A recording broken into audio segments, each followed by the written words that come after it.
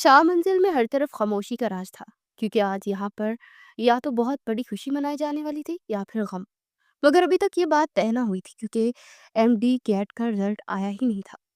हशाम तो खूब हल्ला गुल्ला कर रहा था, क्योंकि वो एमडी कैट दूसरी मर्तबा दे रहा था और उसे पूरी उम्मीद थी कि वो इस मर्तबा पास कर जाएगा। लेकिन मेहरबानों ने एमडी कैट पहली मर्तबा दिया था, और वो भी बहुत परेशानी के आलम में, क्योंकि उसके पेपर से कुछ रोज पहले उसकी खाला फोत हो गई थी, जिसकी वजह से वो अच्छे तरीके से पढ़ भी ना पाई थी।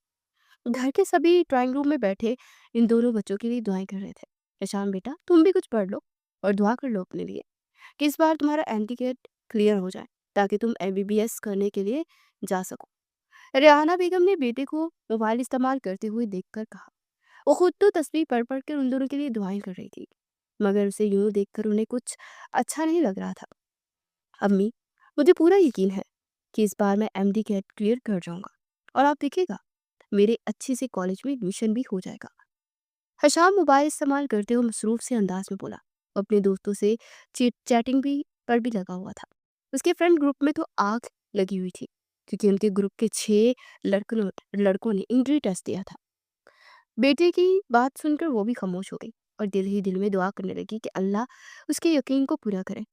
ड्राइंग रूम में सभी बैठे थे सिवाय मेहरबानों के। वो अपने कमरे में ना जाने क्या कर रही थी। वो सुबह से ही बाहर नहीं निकली थी। अचानक से शाम को ख्याल आया कि जाकर मेहरबानों की खबर दी जाए। तो वो फौरन से सोफे से उठ खड़ा हुआ और सीढ़ियां चढ़ता ऊपर पहुंच गया। मेहरबानों के कमरे का दरवाजा आधा खुला हुआ था, इसलिए वो बाहर खड़ा रहकर अंदर का नजारा करने लगा। मेहरबानों बेड के बिल्कुल सामने जायनमाज बिछाकर न जाने क्या पढ़ रही थी, क्योंकि सुबह के 12 बज रहे थे और अभी किसी नमाज का भी वक्त नहीं था। और वहीं पर खड़ा वो इसे देखता रहा। उसे वहां पर आए हुए तकरीबन 5 मिनट हो चुके थे, मगर अभी तक उसकी इबादत ख़त्म नहीं हुई थी और वो वहां पर खड़ा रहकर थक चुका था। इसलिए बगैर दरवाज़ा नॉक किए अंदर पहुंच गया।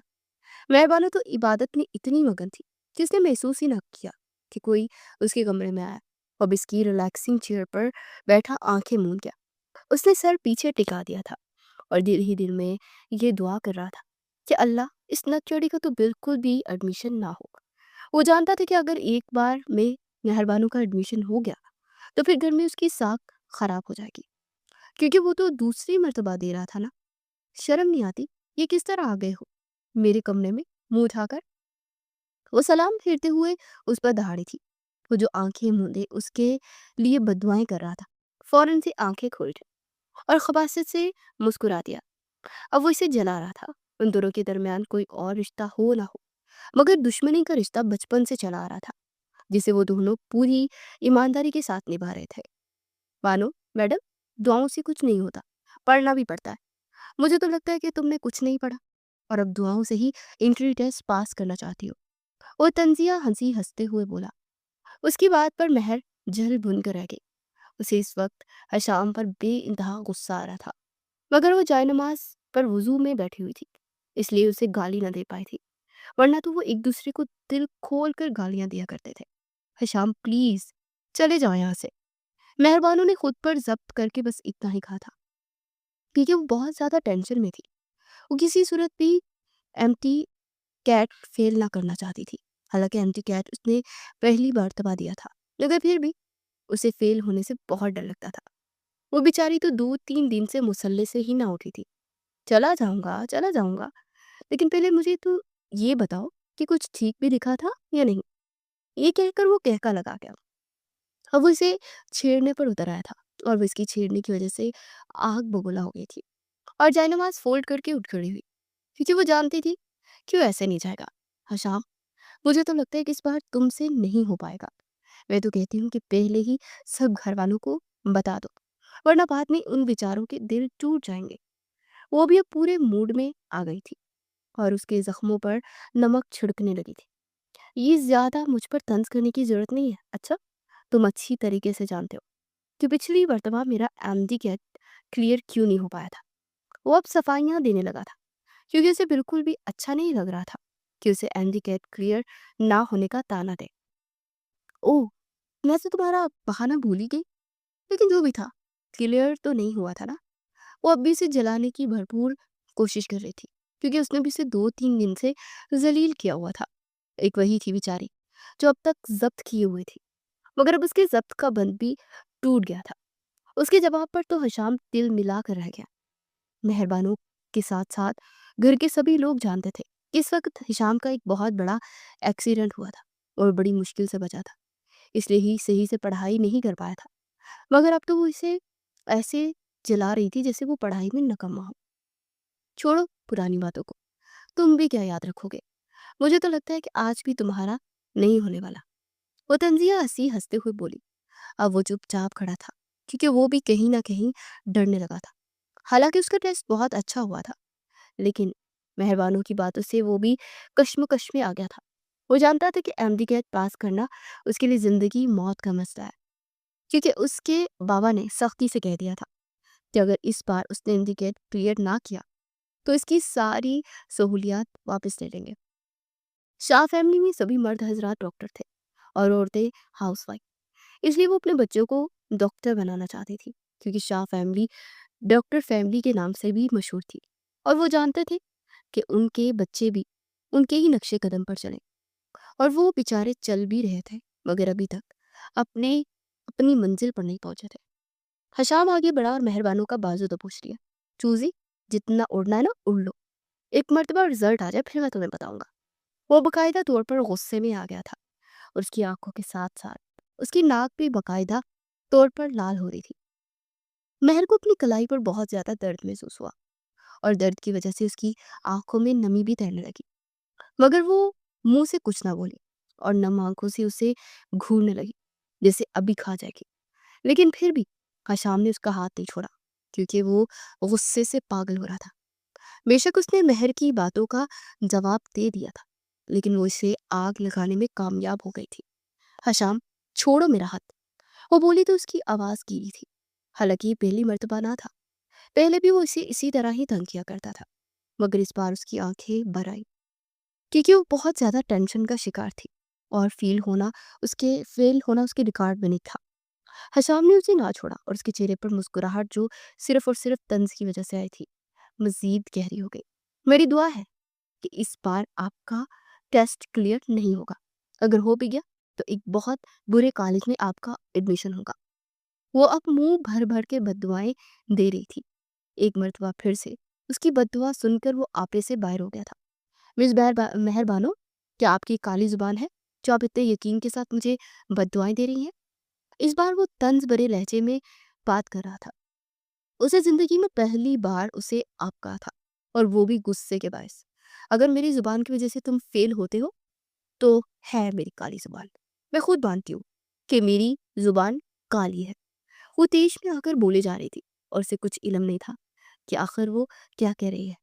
और उसकी बात पर शाम का कहका निकल गया और उसने उसका हाथ भी छोड़ दिया। उसे मालूम नहीं था कि वो गुस्से में आकर खुद को काली जुबान वाली कहेगी। अब तुमने खुद को काली जुबान वाली मान ही लिया है ना, तो फिर बेशक मेरा इंटरव्यू टेस्ट क्लियर ना हो।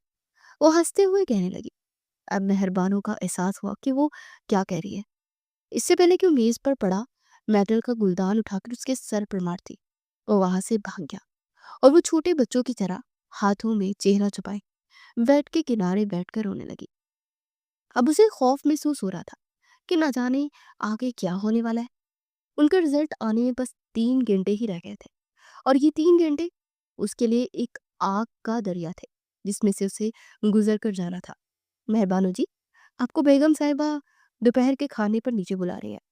अभी भी मुलाजमा उसके कमरे में आई थी और उसे माँ का पैगाम देकर चली गई थी, लेकिन उसका खाना खाने का बिल्कुल भी दिल नहीं कर रहा था। हशाम के जाने के बाद वो रोती ही रही और अब रिजल्ट आने में बस 1 घंटा रह गया था। उसे बहुत ज्यादा भूख तो महसूस हो रही थी, क्योंकि उसने टेंशन की वजह से सुबह का नाश्ता भी नहीं किया था और अब तो वो बिल्कुल भी कुछ नहीं खा सकती थी, क्योंकि वो इतनी टेंशन में थी कि अगर कोई इससे छोटी सी भी बात करता तो वो आग बबूला हो जाती। सब लोग डाइनिंग टेबल पर बैठे दोपहर का खाना खा रहे थे। हशाम भी बिल्कुल हशाश पिशाश सब घर वालों के साथ बैठे खाना खा रहा था। उसे कोई होश नहीं था कि 1 घंटे में उसका रिजल्ट आना है। बेशक उसे फिक्र थी, मगर वो महर की तरह इतना ज्यादा परेशान नहीं था। वक्त तेजी के साथ गुजरता जा रहा था। अब घर वालों ने खाना खा लिया और दोबारा से डाइनिंग रूम में आकर बैठ गए, क्योंकि अब रिजल्ट आने में सिर्फ 15 मिनट ही रह गए थे। सब घर वालों के हाथ पांव फूले हुए थे। एक हशाम ही था जो हंसता मुस्कुराता न जाने फोन पर किससे बातें कर रहा था। रानी बेटा, ऐसा करो कि जाकर महर को बुला लाओ ताकि वो अपना रोल नंबर तो बताए।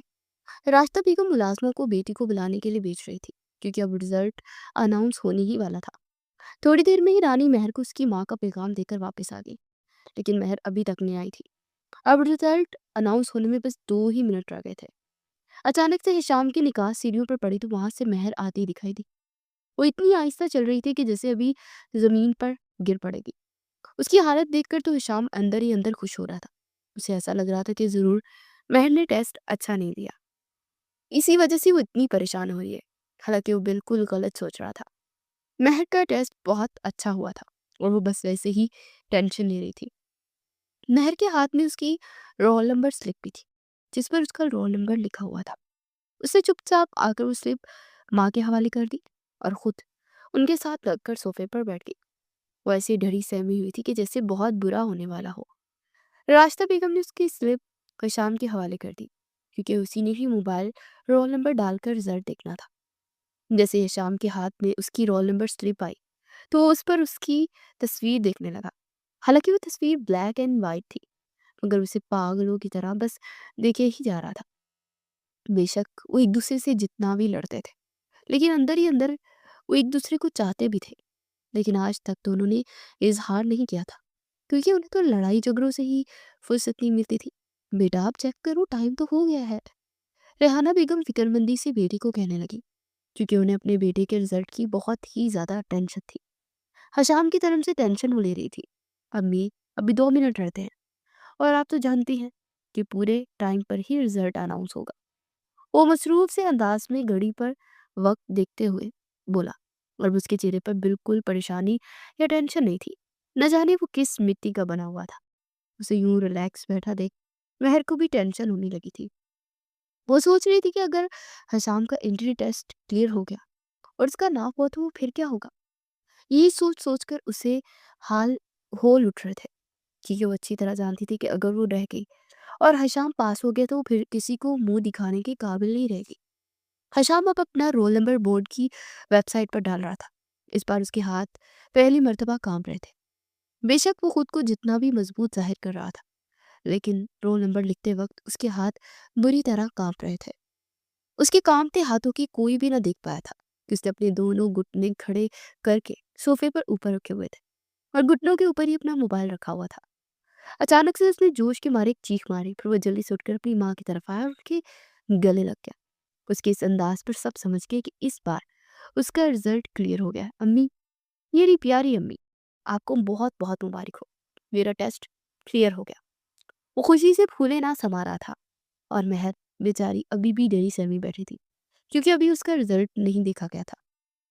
अच्छा बेटा, तुम महर का भी तो चेक करो ना, रास्ता बेगम कांपती आवाज के साथ बोली क्योंकि अब हिशाम तो एक तरफ हो गया था और इन्हें अपनी बेटी की फिक्र हो गई थी। वो उस बात में सर हिलाकर फिर से सोफे पर आ बैठा और महर की रोल नंबर स्लिप से उसका रोल नंबर देखकर मोबाइल पर डायल करने लगा। महर का पूरे ऊपर का सांस ऊपर और नीचे का नीचे था। वो बुरी तरह कांप रही थी। उसे ऐसा लग रहा था कि वो अभी बेहोश हो जाएगी, मगर ऐसा कुछ नहीं हुआ और वो ये सिचुएशन फेस करने के लिए होशो हवास में ही रही थी। सबकी निगाहें हिशाम पर थी जो अब मुस्कुराते हुए चेहरे के साथ मोबाइल की स्क्रीन पर नजरें गाड़े हुए था। उसे रोल नंबर डायल किया। अब मैसेज आने का इंतजार था। अभी तक मैसेज नहीं आया था क्योंकि बोर्ड की वेबसाइट पर अपलोड बढ़ने लगी थी, इसलिए रिजल्ट आने में कुछ देर हो रही थी। जितनी देर हो रही थी उतनी देर में महर की सांस निकलती जा रही थी। बेटा क्या हुआ, महर का टेस्ट क्लियर नहीं हुआ। रास्ता बेगम बेचारी देर की वजह से समझ रही थी कि शायद उनकी बेटी का रिजल्ट क्लियर ही नहीं हुआ। शाम ने मुंह से कोई जवाब ना दिया और नफी में सर हिला दिया। क्या, महर का टेस्ट क्लियर नहीं हुआ? उसका नफी में सर हिलता देख रास्ता बेगम उदास और जज्बाती होकर बोली, अरे नहीं चची जान, मैंने कहा कि अभी रिजल्ट नहीं आया। वो मुस्कुराहट दबाते हुए बोला और उसकी बात सुनकर तो रास्ता बेगम के चेहरे पर इत्मीनान की लहर पर दौड़ गई, मगर महरूत पहले की तरह ही बैठी थी। अचानक से हशाम के चेहरे पर इतनी ज्यादा परेशानी है कि जैसे भी बेहोश हो जाएगा। उसके चेहरे पर परेशानी देख सब घर वाले समझ गए कि महर का एंट्री टेस्ट क्लियर नहीं हुआ। महर, मैं तुमसे कहती थी ना कि पढ़ लिया करो, कि तुम तो मेरी बात ही नहीं सुनती थी। अब रास्ता बेगम बेटी को डांटने लगी थी। हालांकि अभी तक हशाम ने अपने मुंह से कुछ नहीं बोला था, लेकिन सब कुछ वाजह ही था। माँ की बात सुनकर वो भी फूट फूट कर रो दी और वहां से उठकर भाग गई, क्योंकि वो तो यही समझ रही थी कि उसका रिजल्ट अच्छा नहीं आया। अभी वो सीढ़ियों तक ही गई थी कि हर तरफ एक कहका गूंजा। उसने पीछे मुड़कर देखा तो सभी लोग हंस हंस कर एक दूसरे की को मुबारकबाद दे रहे थे कि शुक्र है दोनों ही बच्चों का रिजल्ट क्लियर हो गया है। महर की समझ में कुछ नहीं आ रहा था। वो दौड़ती हुई पीछे आई तो उसकी माँ ने उसे गले से लगाया। अभी अभी हशाम ने उन्हें बताया था कि महर का एंट्री टेस्ट क्लियर हो गया, और वो तो इस टेस्ट क्लियर होने की वजह से ही परेशान हो गया था, क्योंकि उसे तंग करना चाहता था। अब वो जानता था कि उसे बिल्कुल भी तंग नहीं कर पाएगा। मुबारक हो बेटा, तुम्हारा एंट्री टेस्ट क्लियर हो गया। वो फूलते सांस के साथ बेटी को अब उसकी जिंदगी की सबसे बड़ी खुशखबरी सुना रही थी।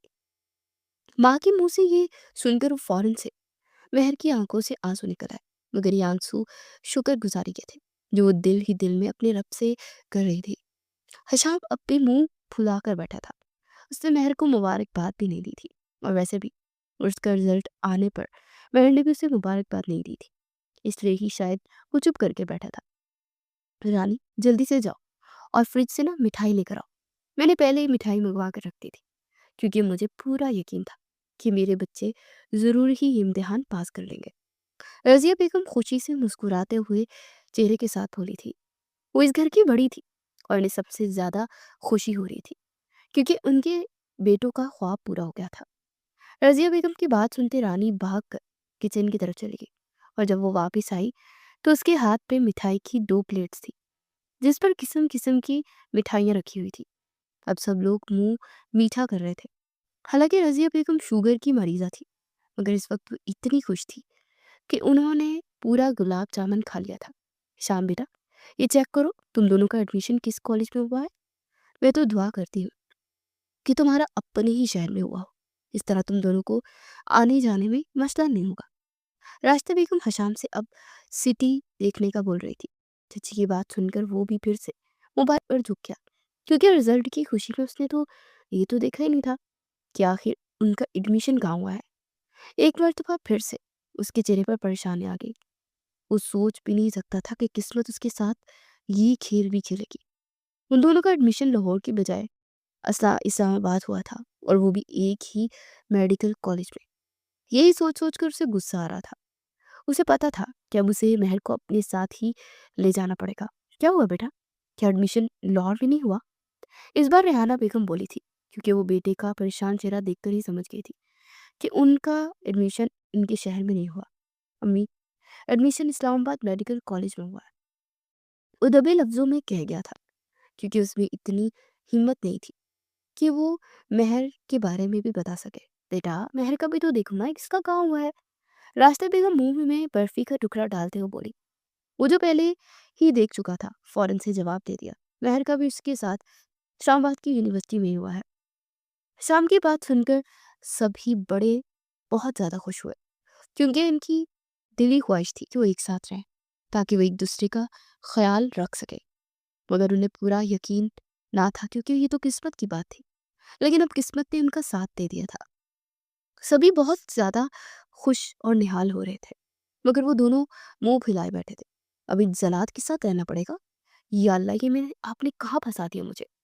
वो मुंह ही मुंह में बड़बड़ाई, और इसकी तो एडमिशन होने की सारी खुशी ही गर्क हो गई थी। या अल्लाह जी, बेशक आप मेरा एडमिशन ना करवाते, मगर इस नकचड़ी का तो मेरे कॉलेज में एडमिशन ना होता ना। हिशाम की खुद कलामी कर रहा था, और उसके चेहरे के तेवर बिल्कुल भी महर की तरह ही बिगड़े हुए थे। वो अब खुदा से कह रहा था कि बेशक उसका एडमिशन ना होता। हालांकि एडमिशन के मामले में उसकी जान अटकी हुई थी। थोड़ी देर बाद सब अपने अपने कामों में लग गए थे, और वो दोनों फिर अपने अपने कमरों में आ गए, क्योंकि उन्हें एक हफ्ते के अंदर अंदर इस्लामाबाद मेडिकल कॉलेज ज्वाइन करना था, जिसके लिए उन्हें अभी अपनी पैकिंग भी करनी थी। पहले तो उन्होंने बिल्कुल भी पैकिंग ना की थी, क्योंकि उन दोनों की यही दुआ थी कि उनका एडमिशन इन्हीं के शहर लाहौर में हो। मगर अब तो सब कुछ बदल चुका था। महर अपने कमरे में खुशी से फूले नहीं समा रही थी। एक मर्तबा फिर से वो एडमिशन होने की खुशी मना रही थी। वो भी ये भुला बैठी थी कि उसका एडमिशन इस्लामाबाद मेडिकल कॉलेज में है और वो भी हशाम के साथ हुआ है। और वो ऊपर अपनी अलमारी में मौजूद कपड़े खंगाल रही थी। वो चाह रही थी कि वो कुछ कपड़े नए भी ले ले, क्योंकि वो एक लड़की थी और लड़कियों की बात कपड़ों से शुरू होकर कपड़ों पर ही खत्म होती है। वक्त पड़ लगाकर उड़ता जा रहा था। इस पूरे हफ्ते में वो दोनों अपनी अपनी शॉपिंग में मसरूफ रहते थे, क्योंकि उन्हें सब कुछ ही लेकर जाना था। जाने के बाद उन्हें तकरीबन 3 माह बाद ही वापस आना था। वो दिन भी आ गया जब वो अपने कमरे में बैठे अपने बैग्स पैक कर रहे थे और दोनों की माएँ भी मदद करवाने के लिए उन्हीं के कमरों में थी, क्योंकि इन्हें शाम के 5 बजे रवाना होना था और अब 3 हो चुके थे। हशाम की पैकिंग मुकम्मल हुई तो वह नहाने के लिए बाथरूम में घुस गया और रहाना बेगम भी कमरे से बाहर निकल गई ताकि बेटे के लिए फ्रेश जूस बना सके। उन्हें अपने बेटे की बड़ी फिक्र थी। अगर उनका बस चलता तो उसे दूसरे शहर ही ना भेजती, मगर उसके मुस्तकबिल के लिए तो ये ज़रूरी था। मेहर बेटा जल्दी करो, क्या कर रही हो तुम? मैं अभी देकर आ रही हूँ, शाम तो बिल्कुल तैयार हो रहा है और इसकी पैकिंग भी कंप्लीट हो गई है। राशिदा बेगम जो अभी भी कमरे से बाहर गई थी 2 मिनट बाद वापस आ गई और आते साथ ही महक को जल्दी करने का कहने लगी। जी अम्मी, बस हो गया, मैं भी जा रही हूँ नहाने के लिए। आप मेरे लिए एक अच्छी सी कॉफ़ी बना दे।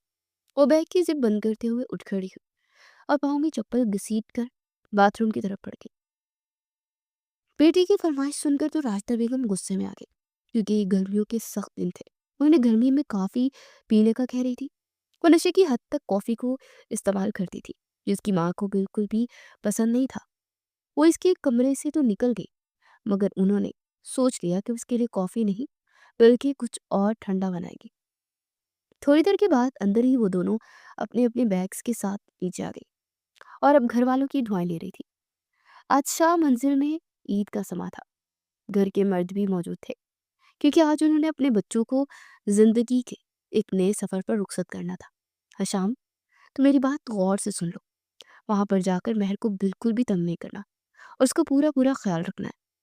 लियाकत शाह बेटे को समझा रहे थे, क्योंकि वो घर पर होने वाली इन दोनों की लड़ाई अक्सर ही देखते रहते थे। बाप की बात सुनकर उसने मुस्कुराने पर इत्तेफाक किया। मैंने भी चचा की बात सुन ली थी और इसके चेहरे पर फौरन से एक मुस्कुराहट उद आई थी। वो समझ रही थी कि अब बाप के कहने पर वो इसे तंग नहीं करेगा, मगर वो तो कुछ और ही सोचे बैठा था। अब वो दोनों कमरे से निकल आए थे और अब हशाम बैग्स को अपनी लैंड क्रूज की डिग्गी में रख रहा था और मेहरानी की तरह पिछली सीट पर बैठी मोबाइल इस्तेमाल कर रही थी। बैग्स डिग्गी में रखने के बाद वो भी ड्राइविंग सीट संभाल गया था। अब गाड़ी शाम मंजिल से बाहर निकल गई थी और गाड़ी में धीमा धीमा म्यूजिक भी चल रहा था, क्योंकि जब भी वो ड्राइविंग करता तो म्यूजिक जरूर ऑन करता था। महर को इस शोर से उलझन हो रही थी। शाम प्लीज इसे तो बंद करो ना, वो एक हाथ से माथा पकड़ते हुए बोली, क्योंकि उसे म्यूजिक बिल्कुल भी पसंद नहीं था। जब भी कहीं म्यूजिक चलता तो उसके सर में दर्द होने लगता। महर प्लीज चुप करके बैठ जाओ, ये बंद करने वाला नहीं हूं मैं, वो आम से लहजे में बोला। मगर महर को उसकी ये बात जहर बराबर लगी थी। वो समझ रही थी कि अभी से वो इसे तंग करना शुरू हो चुका है, हालांकि उसने तो अभी तंग किया भी नहीं था। हशाम, मैं कह रही हूँ ना, ये बंद करो, वरना मैं गाड़ी से छलांग लगा दूंगी। वो पोस्से में बौखलाई हुई बोली थी। हालांकि इतना ज्यादा गुस्सा करने वाली बात नहीं थी, मगर उसे इसीलिए ज्यादा गुस्सा आ रहा था, क्योंकि हशाम ने उसकी बात को यूं ही टाल दिया था। मेरी तरफ से बेशक अभी छलांग लगा दो। इस बार वो तंज से मुस्कुराते हुए बोला, क्योंकि वो भी समझ गया था कि वो इसकी वजह से तंग हो रही है और वो यही तो चाहता था। वो बेचारी अब चुप करके बैठ गई, क्योंकि उसने तो बस छलांग वाली बात ऐसे ही कहती थी। अब वो कानों में उंगलियां दिए सीट पर सर टिका गई थी। शाम भी सामने वाले शीशे से उसे पीछे कानों में उंगलियां दिए देख देख कर मुस्कुरा रहा था। गाड़ी फटाटे भरती हुई जा रही थी। एक लंबी मसाफत के बाद वो इस्लामाबाद पहुंच गए। वो दोनों ही बहुत ज्यादा थक चुके थे, क्योंकि एक थका देने वाला सफर था, दूसरा वो रात को एक्साइटमेंट की वजह से सो भी ना पाए थे। मेहरबानो किसी मेहरानी की तरह चुपचाप गाड़ी से उतर खड़ी हुई और वो बेचारो गाड़ी की डिग्गी से बैग्स निकाल रहा था। मेहर मेहर यार, मेरी थोड़ी सी हेल्प ही करा दो, तुम तो ऐसे खड़ी हो जैसे मैं तुम्हारा मुलाजिम हूँ।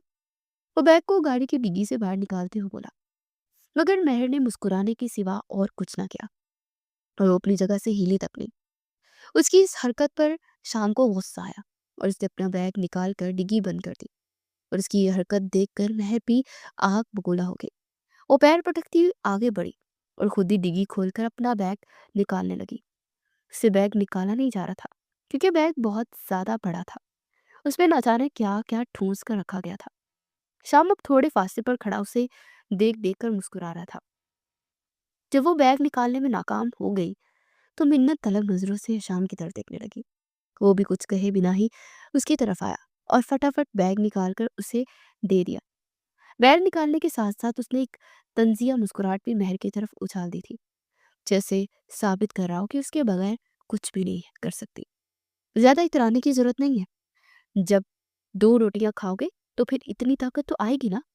वो इस पर तंज करते हुए बोली, क्योंकि वो जानती थी कि वो 2 रोटियां खाता है और वो ये भी जानती थी कि उस सुबह में पराठे के अलावा और कुछ भी नहीं खाता। उसकी बात पर तो हिशाम भी कहका लगा कर रह गया। अरे बुद्धू, उसमें 2 रोटियां खाने वाली कौन सी बात है? बल्कि मैं एक मर्द हूँ और तुम एक नाजुक सी चिड़िया। वो अब तंजिया लहजे में मुस्कुराता हुआ कह रहा था। अपने लिए चिड़िया का लफ्ज सुन के वो आपे से बाहर हो गई थी। इससे पहले कि वो कुछ उठाकर उसके सर पर मारती, वो अपना हैंड कैरी घसीटते हुए अंदर की जानब चला गया। हालांकि वो कॉलेज के अंदर ही थे, मगर वो पार्किंग एरिया में खड़े थे। बदला ना ले पाई और पैर पटकती हुई उसके बीच आने लगी। वो भी अपना बैग घसीट ही रही थी और दोनों ने हैंड कैरी में अपना सामान रखा था, क्योंकि इस तरह सामान को एक जगह से दूसरी जगह ले जाने में आसानी होती। वो पक्की सड़क पर अब अपने अपने बैग घसीटते हुए जा रहे थे, मगर थोड़ा सा आगे जाकर उन दोनों ने रास्ते बदल लिए, क्योंकि गर्ल्स हॉस्टल एक तरफ था और बॉयज हॉस्टल दूसरी तरफ, और उसके दरमियान में एक आलीशान मेडिकल कॉलेज खड़ा था। शुक्र है अल्लाह जी कि हॉस्टल अलहदा है, वरना तो ये पागल मेरी जान खा जाता। अब वो खुद कलामी करते हुए बोली जा रही थी और दूसरी तरफ हिशाम का भी यही हाल था। वो भी दिल ही दिल में खुश था कि शुक्र है हॉस्टल तो अलहदा है, और वो दोनों अब अपने अपने हॉस्टल में जा चुके थे। महर जैसे ही कमरे में दाखिल हुई तो वहां पर 2 लड़कियां मुस्कुराते हुए चेहरे के साथ उसे वेलकम कहने लगी। वो शक्ल से अच्छी फैमिली की लग रही थी। उनसे मिलकर महर को भी बहुत अच्छा लगा। वो तीनों अब आपस में अपना इंट्रो कर रही थी। दूसरी तरफ हशाम गुस्से से पागल हुआ जा रहा था, क्योंकि वो कितनी देर से दरवाजा बजा रहा था। उसको रूम में दरवाजा ही नहीं खोल पा रहे थे। पूरे 10 मिनट के बाद जब दरवाजा खुला तो एक लंबे बालों वाला लड़का, चेहरे पर सी नागवारी सजाए, उसके सामने खड़ा था। हशाम ने कोई बात न की और अपना बैग घसीटते अंदर पहुंच गया। कमरे की हालत देखकर तो उसका दिल बुरा हो गया, क्योंकि एक तो वो ओसीडी का मरीज था और दूसरा कमरा भी बद से बदतर हालत में था। कमरे में 3 लोगों के रहने का इंतजाम किया गया था। वहां पर 3 पलंग और 3 ही कैबिनेट्स बनाए गए थे। उसके अलावा 3 स्टडी टेबल्स भी पड़ी थी, मगर वॉशरूम एक ही था। और यही देख देख कर हिशाम को कुछ हो रहा था। वो सोच रहा था कि आखिर वो यहाँ पर कैसे सरवाइव करेगा, मगर उसे रहना तो यही था।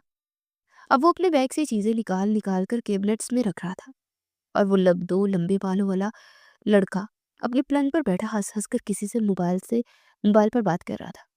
उसकी बात हशाम को अपने कानों में चुभती महसूस हो रही थी, मगर वो कुछ भी नहीं कर पा रहा था, क्योंकि अब उन्हें एक ही कमरे में रहना था और उसे इन सब चीजों की आदत डालनी थी। इस कमरे में एक और लड़का भी रहता था, जो इस वक्त कमरे में मौजूद नहीं था। एक मरतबा फिर दरवाजे पर दस्तक हुई। दूसरा लड़का बाथरूम में था, इसीलिए शाम को ही दरवाजा खोलने के लिए आना पड़ा। जैसे इसने दरवाजा खोला तो एक बुढ़ रौनक और खुला खिलखिलाता चेहरा उसके सामने था। हेलो, मेरा नाम अली है, मैं आपका रूममेट हूँ। वो हाथ आगे बढ़ाकर बोला तो शाम ने फौरन से उसका हाथ थाम लिया, क्योंकि वो उसे एक सुलझा हुआ लड़का लगा था। वो दोनों अब कमरे के अंदर आ गए और ऐसे बातें कर रहे थे जैसे पहले से एक दूसरे को जानते हो। दूसरा लड़का भी अब बाथरूम से बाहर निकल आया था, जिसका नाम मोइस था। वो अली से बिल्कुल मुख्तलिफ था। वो अब नाक मुंह चढ़ाकर उन दोनों की बातें करता हुआ उन्हें देख रहा था। यार, महर जल्दी करो, कितनी देर लगाओगी? मुझे भी नहाना है। अगर मैं पहले ही दिन वक्त पर क्लास में ना पहुंची तो तुम नहीं जानती कि मेरे साथ क्या होगा। सानिया भी कमरे में इधर से उधर चक्कर काटते हुए बोली। उनकी क्लास बस आधा घंटा ही रह गया था और अभी तक महर नहाकर बाहर ही नहीं निकली थी। 2 मिनट के अंदर जब वो बाहर निकली तो उसके गीले लंबे बाल उसकी कमर को छू रहे थे। यार महर, वक्त देखा है तुमने? अभी मैंने नहाना है और उसके बाद निम्रा ने भी। मुझे लगता है आज हम वक्त पर नहीं पहुंच पाएंगे। ये कहते साथ ही वो बाथरूम में घुस गई और महर मुस्कुराती रह गई। अब वो एक कैबिनेट का दरवाजा खोले खड़ी थी और उसके अंदर ही शीशा लगा हुआ था। वो महर का कैबिनेट था। यहाँ पर भी 3 कैबिनेट थे और वो तीनों रूममेट्स थी। तीनों तकरीबन हर कमरे में 3-3 कमियाँ लड़कियाँ ही थी। वो तीनों एक साथ ही बैठी थी और सामने बहुत ही काबिल डॉक्टर उन्हें लेक्चर दे रहे थे। एक तरफ लड़के, दूसरी तरफ लड़कियाँ बैठी हुई थी। कॉलेज का माहौल भी अच्छा था, मगर फिर भी महर को घर से दूर होने पर अजीब-सा महसूस हो रहा था, क्योंकि वो पहले कभी भी घर से दूर नहीं रही थी। दूसरी तरफ हशाम बेचारा भी अपनी जगह पर भुगत रहा था, क्योंकि इसे बिल्कुल भी कमरा शेयर करने की आदत नहीं थी। और दूसरा वो ओसीडी का मरीज था। आज का सारा दिन थका देने वाला था। उन्होंने कॉलेज में ही एक दूसरे को देखा, मगर बात तक ना की थी। और अब सब अपने अपने हॉस्टल चले गए थे। यार महर, वो तुम्हारा कजन था। हाय अल्लाह, कितना हैंडसम और खूबसूरत लड़का था। तुम्हारी तो लॉटरी निकल आई। सानिया चहकते हुए कह रही थी। महर इस वक्त को कोसने लगी जब उसने अपनी दोनों रूममेट्स को हशाम दिखाया था, क्योंकि इन सब की क्लास तो एक ही जगह पर होनी थी। बस हॉस्टल ही अलग-अलग थे। मेरी क्या लॉटरी निकल आई है? मैं तो उसे देखना भी नहीं चाहती। वो सर झुकाकर बोली, तो सानिया हैरानी से उसकी तरफ देखने लगी। हाय अल्लाह! अगर मेरा इतना खूबसूरत कज़न होता ना, तो मैं फ़ौरन से इसे अपनी मुट्ठी में कर लेती। वो मुट्ठी को बंद करते हुए इशारा करते हुए बोली। महर और निम्रा दोनों ही इसकी बात पर हँसकर रह गई थी। वो ऐसे ही थी, हर बात कह जाने वाली। वक्त पर लगाकर उड़ता जा रहा था। अब उनकी बिज़नेस लाइफ़ शुरू हो गई थी। कोई एक क्लास से दूसरी और दूसरी से तीसरी, और फिर ऐसे ही सारा दिन थका देने वाला होता था। महर तो यहाँ पर थक कर चूर हो गई थी, क्योंकि पहले से इतनी मेहनत करने की आदत नहीं थी। वो तो समझ रही थी कि बस इंटरव्यू टेस्ट उसकी पास कर लूँ और उसके आगे सब कुछ हल पाए। मगर अब तो हालात बिल्कुल ही मुख्तलिफ थे। शर्म नहीं आती तुम्हें? क्यों अपनी शर्ट उतार कर मेरे बिस्तर पर रखी है? हशाम मोइज की शर्ट अपने हाथ में लिए खड़ा था और फिर ऐसे ही जमीन पर फेंक दिया। मोइज ने कोई जवाब न दिया और सीधा अपने बिस्तर से उठकर उसकी तरफ लपका और हिशाम का गिरेबान पकड़े खड़ा था। हिशाम बेचारा अजीब नजरों से उसे देख रहा था, कि जैसे उसने कोई बहुत बड़ा गुनाह कर दिया हो। हालांकि गलती तो मोइज की थी। मोइज, ये क्या बदतमीजी है? वो एक झटके से अपना कॉलर छुड़वा कर बोला, हिशाम, मैं तुमसे कह रहा हूँ कि मेरे मुंह मत लगा करो, वरना मुझसे बुरा कोई नहीं होगा। वो उंगली दिखाता उस पर दहाड़ा था। उसकी इस हरकत पर हिशाम को भी गुस्सा आ गया और उसने उसके मुंह पर एक जोरदार थप्पड़ लगाया, क्योंकि वो कब से उसे बर्दाश्त कर रहा था। मगर अब उसकी बर्दाश्त खत्म हो चुकी थी। उसे हॉस्टल में रहते हुए तकरीबन 1 महीना हो चुका था और मोइज की बदतमीजियां बढ़ती ही जा रही थी। और वो अपने मुंह पर हाथ रखे लाल होती नजरों से हिशाम को ही दिख रहा था और फिर बिना कुछ सोचे समझे उस पर हमला कर दिया। वो दोनों अब बुरी तरह आपस में लड़ रहे थे। अचानक से कमरे का दरवाजा खुला। अली ने जब उन दोनों को लड़ता देखा तो बेचारा दौड़ता हुआ आया और उन्हें छुड़वाने लगा। छुड़वाते छुड़वाते 1-2 थप्पड़ मुफ्त में उसे लग गए, मगर वो इन दोनों को छुड़ाने में कामयाब हो गया। वो दोनों अब अपने अपने बिस्तर पर बैठे थे और अली उनके दरमियान हाथ जोड़े खड़ा था। खुदा का वास्ते मेरे भाइयों, यहाँ पर इंसानों की तरह रहो। वो बेचारा उन दोनों की मिन्नतें कर रहा था, मगर वो अपनी अपनी जगह पर बेचुताब खा रहे थे। 2 माह बाद, महर, मैं कब से तुम्हारा इंतजार कर रहा हूँ। अगर तुम अब बाहर ना आई तो मैं अकेला ही घर चला जाऊंगा। फिर आती रहना लोकल बसों में। यही कहकर वो मोबाइल बंद करके अपनी जेब में रख गया और पिछले 10 मिनट से वो कॉलेज से बाहर खड़ा उसका इंतजार कर रहा था, क्योंकि आज उन्हें घर जाना था और वो अभी तक बाहर ही नहीं निकली थी। उसकी कॉल कट करते ही वो बेचारी जल्दी जल्दी अपना सामान बैग में भरने लगी। 10 मिनट के अंदर वो भी बाहर आ गई। जब हशाम ने उसे आता देखा तो गाड़ी में बैठ गया। वो अब भी उसके पास आ चुकी थी। इन 3 माह में उन्होंने चूहा बिल्ली की तरह लड़ाइयाँ की थी। बेशक उनके हॉस्टल अलहदा थे, मगर फिर भी वो एक दूसरे को खूब तंग करते थे, क्योंकि इनकी क्लासेस तो एक साथ ही होती थी। और फिर क्लासेस के बाद भी वो कभी ना कभी एक दूसरे के पास पहुंच जाया करते थे। बेशक वो ऐसे ही जाहिर करते थे कि एक दूसरे को परेशान कर रहे हैं, मगर उन्हें एक दूसरे की बहुत ज्यादा फिक्र रहती थी। अजाम हर वक्त उसकी केयर करता रहता था, मगर वो बिल्कुल भी उस पर जाहिर नहीं करता था। दूसरी तरफ महर भी हर लड़की पर निगाह रखे हुआ था, क्योंकि हशाम पर डोरे तो नहीं डाल रही। डिग्गी खोलो, मैंने बैग रखना है। वो अब गाड़ी के शीशे पर दस्तक देते हुए बोली। उसके कहते ही शाम डिग्गी की चाबी लेकर बाहर निकला और डिग्गी खोलने लगा। फिर महर को कहे बगैर उसने महर का बैग उठाकर डिग्गी में डाल दिया और फिर आकर ड्राइविंग सीट संभाल गया। महर भी आकर अपनी सीट पर बैठ गई। अब वो पीछे ही बैठी थी।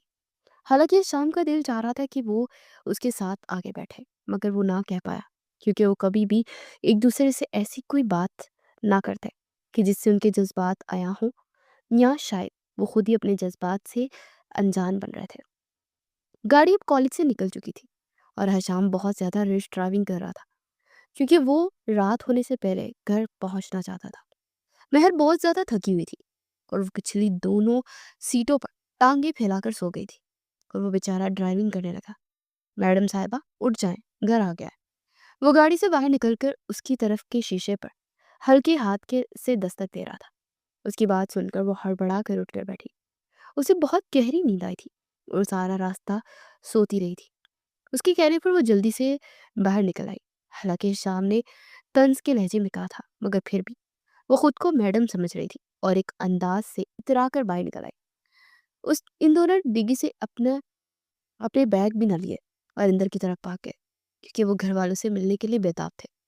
सभी लोग उन्हीं का इंतजार कर रहे थे कि तभी शाम ने रास्ते में घर वालों को इन्फॉर्म कर दिया था कि वो आ रहे हैं। इसीलिए सब उनका इंतजार कर रहे थे। सबसे मिलने के बाद वो खाने की टेबल पर बैठे 3 माह के किस्से कहानियां सुना रहे थे। हशाम, सच सच बताओ, तुम वहां पर महर को तंग तो नहीं करते थे ना? लियाकत शाह मुस्कुराते हुए बेटे से पूछ रहे थे। उनकी बात सुनकर तो सभी बड़े मुस्कुरा दिए, मगर वो दोनों खामोश रहे, क्योंकि वो दोनों न जाने क्या क्या लड़ाइयाँ करके आ रहे थे और हर वक्त वो एक दूसरे को ताना मारते थे कि तुम्हारा नंबर काम कम आया और मेरे ज़्यादा। और वो दोनों ही पढ़ाई में तेज थे। उन दोनों का मुकाबला एक टक्कर का था। खाना खाने के बाद सभी अपने कमरे में चले गए थे, मगर महल लॉन में आ गई, क्योंकि अब वो लॉन को बहुत मिस कर रही थी और वह हर रोज ही रात को खाने के बाद लॉन में नहला टहला करती थी। मगर वो 3 महीनों बाद अपनी आदत पूरी कर रही थी। उसके हाथ में कॉफी का मग था और वो नंगे पैर ठंडी घास पर चलती जा रही थी। अचानक ही उसे दूर से शाम आता दिखाई दिया, जिसके हाथ में मग था, मगर उसमें चाय थी, क्योंकि उसे कॉफी बिल्कुल भी नहीं पसंद थी। ऐसे महर, तुम काफी छोड़ गिरी देती, इसकी वजह से तुम बहुत ज्यादा कड़वी होती जा रही हो। वो आते साथ ही उसे तंज करने लगा। तो महर दांत पीस कर रह गई, क्योंकि कोई जवाब ना दिया, क्योंकि वो इस वक्त लड़ाई के मूड में नहीं थी। अच्छा वैसे महर, ये तो बताओ कि सानिया मेरे बारे में और क्या क्या कहती है? वो जानबूझकर सानिया की बात कर रहा था, क्योंकि एक मर्तबा उसने सानिया को अपनी तारीफ करते सुन लिया था। सानिया पागल तो हर वक्त ही शाम की खूबसूरती को सराहती रहती थी, मगर आज तक उनकी फेस टू फेस बात नहीं हुई थी, बल्कि दूर से ही वो एक दूसरे को देखकर हाय हेलो कर दिया करते थे। मगर वो इसके हाय का जवाब बिल्कुल भी नहीं देता था। फिर से इस तरह की लड़कियां पसंद नहीं थी, जो बिला वजह ही चिपकती हैं। हशाम के मुंह से सानिया का नाम सुनकर वो गुस्से से पागल हो गई थी, क्योंकि वो यही तो ना चाहती थी कि सानिया की तरफ तवज्जो दे, क्योंकि सानिया की वजह से महर को भी अंदर ही अंदर एक अनजाना सा खौफ सताने लगा था कि कहीं ये शाम से पसंद ना कर ले, क्योंकि वो खूबसूरत लड़की थी। बेशक महर भी खूबसूरती में किसी से कम नहीं थी, मगर फिर भी उसे ये खौफ अंदर ही अंदर खाए जा रहा था कि अगर दोबारा आपने सानिया की बात की तो मैं इसके साथ साथ आपका भी मुंह तोड़ दूंगी। वो गुस्से में कहते हुए अंदर की तरफ भाग गई और हिशाम वहीं पर खड़ा ये सोचता रहा कि आखिर उसे क्या हुआ है, क्योंकि जिंदगी में पहली बार उसने शाम पर अपना हक जताया था। उन दोनों की मंगनी बचपन में ही हो गई थी और वो शुरू से ही एक दूसरे से लड़ते आए थे, मगर अब महर उसे लेकर इनसिक्योर हो रही थी और यही सोचकर वो अंदर ही अंदर सुकून महसूस कर रहा था। अब आई ना लाइन पर बड़ा बनती थी कि मुझे इस रिश्ते में कोई इंटरेस्ट नहीं। वो मुस्कुराते चेहरे के साथ बुड़बुड़ा भी रहा था। उसने सोच लिया था कि अब वो मजीद सानिया से बात करेगा और महर के मुंह से अपनी मोहब्बत का इजहार सुनेगा। और तकरीबन 15 दिन घर रहने के बाद वो फिर से इस्लामाबाद वापस आ गए थे और फिर वहीं से थका देने वाला रूटीन उनका इंतजार कर रही थी। हेलो सानिया, कैसी है तुम? अभी अभी शाम वहां पर आया था, क्योंकि इसने सानिया और निम्रा को महर के साथ बैठा देख लिया था और महर को जलाने के लिए यहाँ पर पहुंचा था। मैं बिल्कुल ठीक, आप सुनाए। वो खुशी से फूले नहीं समा रही थी क्योंकि हशाम ने पहली मर्तबा उसे मुखातिब किया था और वो इन तीनों के साथ ही जमीन पर बैठ गया था क्योंकि वो नोट्स बना रही थी। महक गुस्से से पागल हो रही थी और आंखों ही आंखों में उसे यहाँ से जाने के इशारे भी कर रही थी, मगर उसे जलाने के लिए वहीं पर बैठा रहा और कितनी देर सानिया से इधर उधर की बातें करता रहा। सानिया तो खुशी से पागल हुई जा रही थी और महर गुस्से से। जब वो चला गया तो महर भी वहां से उठकर चली गई क्योंकि इसे सानिया से बहुत ज्यादा गुस्सा था। कुछ दिन बाद, ही मिस ब्यूटीफुल, सानिया कॉलेज से वापस हॉस्टल जा रही थी तो उसे किसी की भारी भरकम आवाज सुनाई दी। उसने मुड़कर देखा तो उसका गुस्सा आसमान की बुलंदियों को छूने लगा। वो कोई और नहीं बल्कि मोइस था। वो पिछले कई दिनों से उसे परेशान कर रहा था। मोइस, दफा हो जाए यहाँ से वरना मैं तुम्हारा खून पी जाऊंगी। वो किसी शेरनी की तरह गुस्से में दहाड़ी। उसकी बात सुनकर मोइस मुस्कुराया और कोई जवाब ना दिया। उससे हर वक्त अपनी मोहब्बत का इजहार किया करता था और इसकी मोहब्बत बिल्कुल झूठी थी। वो सिर्फ और सिर्फ हशाम को नीचा दिखाने के लिए सब कर रहा था। वो जान गया था कि हिशाम की कजन है, इसीलिए वो ऐसी हरकतें कर रहा था। महर एक मिनट के लिए भी वहां ना रुकी और वहां से भाग आई और मोइज वहीं पर खड़ा उसे खबासत से मुस्कुराता हुआ दिखता रह गया। उसने सोच लिया था कि अब हशाम को इसी तरह ही जलाएगा। वक्त पर लगाकर उड़ता जा रहा था और बिली कॉलेज में रहते हुए 3 साल बीत गए थे। इन 3 सालों में उन दोनों के दरमियान बड़े झगड़े हुए थे और वो भी मोइस और सानिया को लेकर। सानिया, मुझे तुमसे एक बहुत ज़रूरी बात करनी है। सानिया और महर दोनों एक बेंच पर बैठी आपस में बातें कर रही थी कि उसी वक्त हशाम वहां पर आया। हशाम के मुंह से ये सुनकर वो गुस्से से पागल हो गई, मगर कुछ कह ना पाई। सानिया खिलखिला कर उठकर हशाम के साथ चली गई और वो बेचारी वहीं पर बैठी रह गई। अचानक से उसने महसूस किया कि उसकी आंखों से आंसू निकलने लगे। अब वो ये सब बिल्कुल भी बर्दाश्त नहीं कर पा रही थी और दूसरी तरफ हशाम का भी यही हाल था। उसने वो 2-4 रोज पहले महर को वो इससे बात करते हुए देखा था, इसलिए अब वो बदला ले रहा था। मगर वो बेचारी तो बस यही कह रही थी कि वो इसका रास्ता ना काटा करेगा, लेकिन हशाम तो कुछ और ही समझा हुआ था और अब महर भी गलतफहमी का शिकार हो गई थी और वो भी यही समझ रही थी कि सानिया भी इंटरेस्ट ले रहा है वो, इसलिए वो इसे फूट फूट कर रोने लगी थी।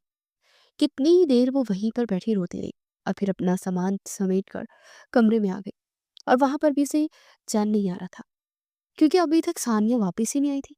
वो समझ रही थी कि अब भी सानिया उसके साथ है। हालांकि उसने उसने उसको नोट्स के बारे में एक दो बातें कही थी और फिर वो वहां से चला गया था। मगर सानिया अभी तक हॉस्टल नहीं आई थी क्योंकि वो लड़कों के एक दूसरे ग्रुप के साथ बैठकर बातें करने लगी थी। सानिया का गुस्सा आसमान की बुलंदियों को छू रहा था। उसने भी सोच लिया था कि वो मोइज के साथ बैठकर बातचीत बढ़ाएगी। इस शाम जब हॉस्टल से निकलकर कॉलेज की तरफ आया तो उसके पैरों तले से जमीन निकल गई क्योंकि महर हंस हंस कर मोइज के साथ बातें कर रही थी। वो भी जान गया था कि ये कर क्यों कर रही है क्योंकि अभी उसने शाम को आते देखा था। मोइज भी अपनी जगह से खुश हो रहा था क्योंकि वो समझ रहा था कि अब महर उसकी तरफ मायल हो रही है। मगर वो तो कुछ और ही चाल चल रही थी। वो देखना चाहती थी कि आखिर ये सब देख कर हशाम क्या करता है। हशाम तेज तेज कदमों के साथ चलता उन दोनों की तरफ आया और आते साथ मोइज के चेहरे पर एक जोरदार थप्पड़ लगाया। ये देखकर तो महर की खुशी की इंतहा न रही। थप्पड़ खाने के बाद मोइज भी खामोश न बैठा, उसने भी हशाम पर लातों घूंसों की बौछार कर दी और वो दोनों अब लड़ने लगे थे और सारा कॉलेज उनका तमाशा देखने लगा था।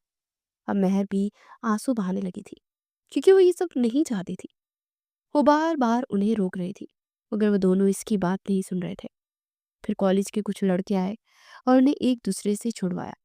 समझा दो इस पागल को कि महर मुझसे प्यार करती है। महर पागलों की तरह लड़कों से अपने हाथ छुड़ाकर शाम पर कूद रहा था। उसके मुंह से ये सुनकर तो शाम को सांप सूंघ गया। समझा कि शायद वो सच कह रहा है। उसने नम होती निगाहों के साथ महर की तरफ देखा तो नफीम में सर हिलाने लगी, मगर उसे यकीन नहीं आ रहा था क्योंकि वो समझ रहा था कि मैं इसको पागल तो नहीं तो सबके सामने इतनी बड़ी बात कह दे। शाम एक मिनट भी वहां ना रुका और हॉस्टल की तरफ वापस आ गया। उसने खुद को कमरे में बंद कर लिया और अब एक मर्द होने के बावजूद आंखों में आंसू लिए कमरे को तहस-नहस कर रहा था। हालाँकि वो इस सीडी एसीडी का मरीज़ था, ओसीडी का। उसे बेतरतीबी बिल्कुल पसंद नहीं थी, मगर आज वो खुद अपने हाथों से कमरे की हालत बिगाड़ रहा था। अलीस बेचारा भी इसके पीछे आया और अब वो दरवाज़ा बजा रहा था, मगर वो दरवाज़ा ना खुल रहा था। वो पागलों की तरह एक ही चीज़ इधर से उधर फेंक रहा था। महर भी अपने कमरे में आ गई थी। वो हाथों के प्यालों में चेहरा छुपाए पूट-पूट कर रो रही थी। उसने तो बस हिशाम का टेस्ट लेने के लिए शक किया था, मगर अब तो सब कुछ उल्टा हो गया था। उसे अजीब सी उलझन हो रही थी। उसे ऐसा लग रहा था कि अब हिशाम उसके साथ रिश्ता ख़त्म कर देगा। एक मिनट के लिए तो उसने सोचा कि वो रिश्ता ख़त्म कर भी दे, तो फिर क्या ही हो जाएगा? मगर अगले लम्हे उसके दिल ने उसे इस चीज़ का जवाब दे दिया। वो बिल्कुल भी शाम को किसी और का होता हुआ नहीं देख सकती थी। वक़्त गुज़रता जा रहा था। अब इस वाक़ये को 1 माह गुज़र चुका था। उस दिन के बाद दोबारा से शाम ने महर से कोई बात ना की और वो बेचारी अब ज़िंदा लाश बन चुकी थी और हशाम भी अपनी ही जगह पर तड़प रहा था। वक़्त गुज़रता जा रहा था क्योंकि वक़्त तो किसी के लिए नहीं रुकता और इनके लिए भी नहीं रुका। अब इनको कॉलेज में रहते हुए 5 साल गुज़र चुके थे और अब उनकी प्रैक्टिस के साल शुरू हो चुके थे। मगर इनके घरवाले बज़िद थे कि घर का चक्कर लगा जाए, मगर वो घर ना जाना चाहते थे। इन 2 सालों में वो 2-3 बार ही घर गए थे। उन दोनों की अब आपस में बिल्कुल भी नहीं बनती थी। बेशक पहले भी उनकी ना बनती थी, लेकिन अब तो वो बिल्कुल ही एक-दूसरे से कट कर रखे थे। हशाम समझ रहा था कि वो मईज़ को पसंद करती है और वो समझ रही थी कि हशाम ये बहाना बनाकर उससे जान छुड़वा रहा है। घरवालों के कहने पर आज वो घर जाने वाले थे, इसलिए हशाम अपने कमरे में सामान समेट रहा था और मईज़ हाथ बाथरूम में था। उसे मालूम नहीं था कि शाम बाहर है। वो फ़ोन पर हँस-हँस कर अपने दोस्त से बातें कर रहा था और हशाम बैठा था, उसकी सारी बातें सुन रहा था। उसकी बातें सुनकर शाम को एक धचका लगा। मोइज़ अपने दोस्त से कह रहा था कि किस तरह हशाम को पागल बनाया और उसे सारे कॉलेज के सामने नीचे नीचा भी दिखाया। जब हशाम ने ये सब सुना तो उसने खुद को अंधेरों में गुम पाया। उसे ऐसा लग रहा था जैसे उसका बहुत बड़ा नुकसान हो गया हो। इस वाक़ये के बाद महर से बिल्कुल भी कोई बात न की थी। जब वो घर आ जाते तब भी वो एक-दूसरे से दूर रहते और कॉलेज में तो वो बिल्कुल ही एक-दूसरे की शक्ल तक भी नहीं देखते थे। मगर आज सारी हकीकत खुलकर उसके सामने आ गई थी, तो उसे बहुत ज़्यादा शर्मिंदगी महसूस हो रही थी। पहले तो उसका दिल किया कि मुइज़ को जान से मार डाले, मगर वो बिखेरा ना चाहता था। इसलिए अपना बैग पैक करके वो कमरे से बाहर निकल आया। जब वो बाहर आया तो पार्किंग एरिया में उसका इंतज़ार कर रही थी। वो चुपचाप उसके साथ गाड़ी में बैठ गई। बेशक वो एक साथ आते-जाते थे, मगर इन दोनों में बात बिल्कुल भी नहीं होती थी। शाम का दिल चाह रहा था कि उससे बात करे, मगर उसमें इतनी हिम्मत ही नहीं थी, क्योंकि उससे वो बहुत ज़्यादा शर्मिंदा हो रही थी। एक लंबे सफ़र के बाद जब वो घर पहुँचे, तो एक बहुत बुरी खबर उनका इंतज़ार कर रही थी। घरवालों ने कहा कि उनकी डेट फिक्स कर दी गई है और 1 हफ्ते के अंदर-अंदर ही उन दोनों की शादी है। क्योंकि घरवाले चाहते थे कि उनकी हाउस जॉब शुरू होने वाली है और इससे पहले उन्हें एक रिश्ते में बाँध दिया जाए। ये सुनकर तो हशाम की खुशी की इंतहा न रही, मगर वो नम आँखों के साथ अपने कमरे में आ गई और वो पूट-पूट कर रो रही थी। वो ऐसे शख्स का साथ नहीं अपनाना चाहती थी, जिसमें बिल्कुल भी इंटरेस्ट नहीं रखता था, क्योंकि उसकी सोच अब भी उस वहीं पर अड़ी हुई थी कि वो सानिया को पसंद करता है। हालाँकि ऐसा कुछ नहीं था। उसका दिमाग बार-बार उसे वरगला रहा था कि वह घरवालों को जाकर मना कर दे, मगर उसका दिल अभी तक उसे रोके हुए था, क्योंकि सच्चे दिल से वो शाम को चाहती थी और इन 5 सालों में वो इससे और भी ज़्यादा अटैच हो गई थी, क्योंकि वो एक-दूसरे के पास घरवालों से दूर रह रहे थे। शाम मंजिल पर उन दोनों की शादियों की तैयारियां हो रही थी और वो अपने कमरे में बैठी आंसू बहा रही थी। अब उनकी शादी में बस 3 दिन ही रह गए थे कि एक मर्तबा तो शाम का दिल चाहा कि वो जाकर उसे सब क्लियर कर दे, क्यों वो सब कुछ जान चुका है। मगर फिर उसने सोचा कि शादी के बाद ही उसे ये सब बताएगा। वो वक्त भी आ गया जब वो अपनी ज़िंदगी के सबसे बड़े फैसले पर दस्तखत कर रही थी। हालांकि उसकी ज़िंदगी का सबसे बड़ा ख्वाब था, मगर इस वक्त वो आंसू बहा रही थी और उसके हाथ भी कांप रहे थे, क्योंकि ऐसा लग रहा था कि जैसे हसाम उसे पसंद ही नहीं करता और वो अब भी इससे बदगुमान है क्यों वो इसको पसंद करती है। वो पिंक कलर के गरारे में मलबूस बहुत खूबसूरत लग रही थी। अब उसकी चच्ची और माँ उसे शाम के कमरे में छोड़कर आई थी, क्योंकि उसे सारे मेहमान जा चुके थे और घर के ही लोग रह गए थे। शाम से कंट्रोल ना हुआ और वो घर वालों को ड्राइंग रूम में छोड़कर फौरन से अपनी बीवी के पास आ गया, क्योंकि उसमें सबर नाम का मादा बिल्कुल भी नहीं था। जैसे ही उसने दरवाज़ा खोला तो वह आंसू बहाते हुए बैठकर सिसक रही थी। उसे यूं रोता देख वो 1 मिनट के लिए वो समझा कि वो शायद शादी ही नहीं करना चाहती थी। वो बोझल कदमों के साथ आगे बढ़ा ताकि उससे बात करे, मगर उसकी समझ में कुछ भी नहीं आ रहा था कि वो क्या कहे। वो अब उसके साथ ही बेड पर बैठ गया। वो अब भी आंसू बहा रही थी। बहर, तुम मुझे जान से भी ज़्यादा अजीज थी, मगर जब तुमने मोइस के साथ ताल्लुक बनाना चाहा तो तुमसे बदगुमान हो गया था। मगर अब मैं सारी हकीकत जान चुका हूँ कि इस सब में तुम्हारा कोई कसूर नहीं था, बल्कि सारा कसूर तो मोइस का था।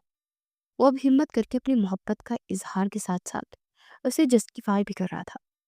उसके मुंह से ये बात सुनकर महर की रगों में इत्मीनान दौड़ गया, मगर फिर भी वो चुपचाप बैठी रही, क्योंकि अब वो उसे तंग कर रही थी।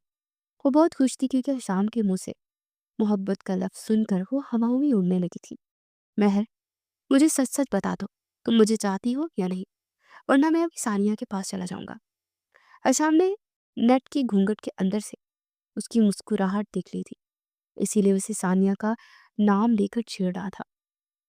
सानिया के नाम पर वो फौरन से खुद ही अपना घूंघट उठाकर उसके सर पर हल्का सा थप्पड़ लगा गई थी। उसकी इस हरकत पर शाम कहका लगा कर रह गया था। उसके कहका लगाने पर वो भी मुस्कुरा कर रह गई थी और अंदर ही अंदर बहुत ज़्यादा खुश हो रही थी, क्योंकि वो इन 2 सालों में बहुत ज़्यादा तड़प रही थी। उसे ऐसा लग रहा था कि उसे ना अपनाएगा, मगर वो अब इसकी बीवी हो चुकी थी, इसलिए उसकी खुशी का कोई ठिकाना नहीं था। और हशाम भी अब मुतमईन हो गया था कि उसकी बीवी भी उसे चाहती थी।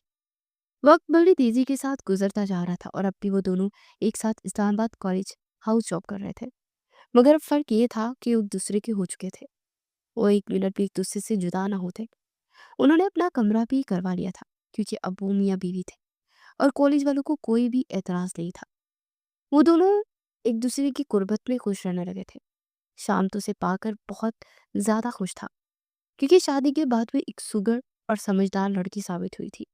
और वो भी खुश थी कि अब हिशाम पहले जैसी लड़ाइयाँ नहीं करता था। उनकी जिंदगी अब बागो बहार हो चुकी थी और अब उन्हें अपनी फीकी जिंदगी बहुत ज्यादा हसीन लगती थी।